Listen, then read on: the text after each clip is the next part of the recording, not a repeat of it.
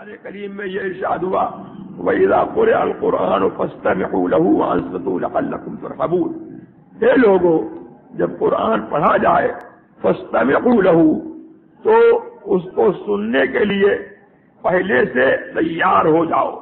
وَأَنصِتُوا، اور اس کی تلاوت کے دوران خاموش رہو، لَعَلَّكُمْ تُرْحَمُونَ، تاکہ تمہارے اوپر رحم ہو، تاکہ اللہ تمہارے اوپر رحم کرے۔ اب مفسرین نے اس بارے میں ان کو اختلاف ہوا کہ یہ آیت کریمہ خطبے کے بارے میں نازل ہوئی ہے یا قرآن کی تلاوت کے دوران یہ نازل ہوئی ہے، کہ قرآن کی تلاوت کے دوران کا یہ حکم ہے۔ اور صحیح یہ ہے کہ یہ آیت کریمہ جو ہے خطبے کے لیے بھی نازل ہوئی ہے اور تلاوت قرآن کا حکم بتانے کے لیے بھی نازل ہوئی ہے، بلکہ پورے خطبے کو اللہ تبارک و تعالی نے قرآن سے تعبیر کیا، اس لیے کہ خطبے میں قرآن پڑھا جاتا ہے۔ تو قرآن سننے کی اللہ تبارک و تعالی کے یہاں اتنی اہمیت ہے کہ ابھی جو ہے خطیب نے خطبہ شروع کیا، اب وہ آدھے گھنٹے کے بعد یا پون گھنٹے کے بعد یا 15 منٹ کے بعد یا 20 منٹ کے بعد آیت کریمہ پڑھے گا، قرآن پڑھے گا، لیکن چونکہ یہ معلوم ہے کہ خطیب ضرور جو ہے قرآن پڑھے گا، اب لوگ بیٹھے ہوئے ہیں قرآن سننے کے لیے، لہذا اللہ تبارک و تعالیٰ نے پہلے سے ہی مستعد کر دیا کہ اب جو ہے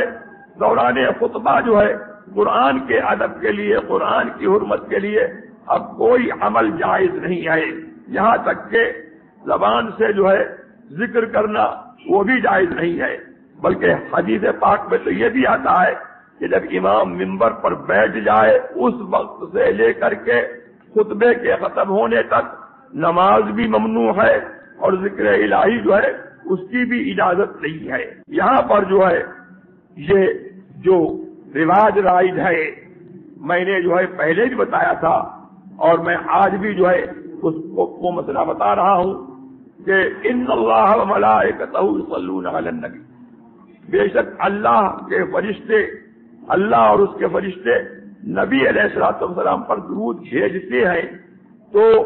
یہ آیت کریمہ جب خطیب پڑھتا ہے یا واعظ پڑھتا ہے تو اس کے بعد جو ہے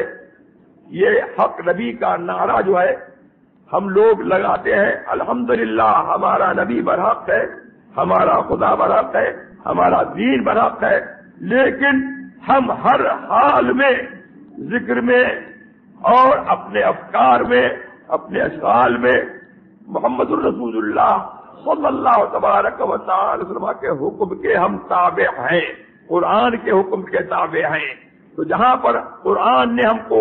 بولنے کی اجازت دی ہے وہاں ہم بولیں گے، اور جہاں قرآن نے ہم کو اجازت دی ہے، وہ حکم دیا ہے خاموش رہنے کا، وہاں پر ہم خاموش رہیں گے۔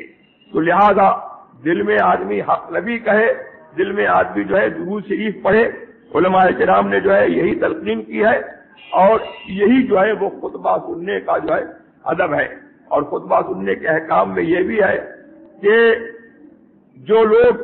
آواز خطیب کی سن رہے ہیں وہ تو ان کے اوپر جو ہے سننا بھی فرض ہے اور خاموش رہنا بھی فرض ہے، اور مثلاً دور تک اگر لوگ ہیں اور وہاں تک آواز نہیں جا رہی ہے، آج کل تو لاؤڈ اسپیکر کا زمانہ ہے، لاؤڈ اسپیکر سے میلوں تک آواز پہنچ جاتی ہے، لیکن اگر کسی وجہ سے لاؤڈ اسپیکر فیل ہو جائے لیکن آدمی یہ سمجھ رہا ہے کہ ابھی تک خطیب جو ہے وہ خطبے میں مصروف ہے، تو اس کو جو ہے اس وقت اگرچہ وہ سن نہیں سکتا ہے لیکن اس دور رہنے والے کو بھی جو ہے چپ رہنا جو ہے اس کے اوپر فرض ہے۔ اور یہ سنت جو ہے وہ الحمدللہ فرشتوں کی سنت ہے۔ حدیث پاک میں آیا کہ فرشتے لکھتے رہتے ہیں کہ کون پہلے آیا، کون پہلے آیا، اس کے بعد کون پہلے آیا، یہاں تک کہ جب خطیب منبر پر بیٹھتا ہے فرشتے جو ہے اپنے صحیفوں کو اپنے کام کو وہ لکھنا جو ہے بند کر دیتے ہیں اور اپنے صحیفوں کو لپیٹ لیتے ہیں، اور وہ خطیب کا خطبہ سننے کے لیے ہمتن گوش ہو کر کے بیٹھ جاتے ہیں۔ تو الحمدللہ یہ قرآن کا یہ ادب اور خطبہ سننے کا یہ ادب جو ہے یہ فرشتوں کی سنت ہے. اللہ تبارک و تعالی ہمیں اور آپ کو مسلک اعلیٰ حضرت پر، مسلک اہل سنت والجماعت پر جو ہے وہ اللہ تبارک و تعالی ہمیں اور آپ کو قائم رکھے. وآخر دعوانا الحمدللہ رب العالمین.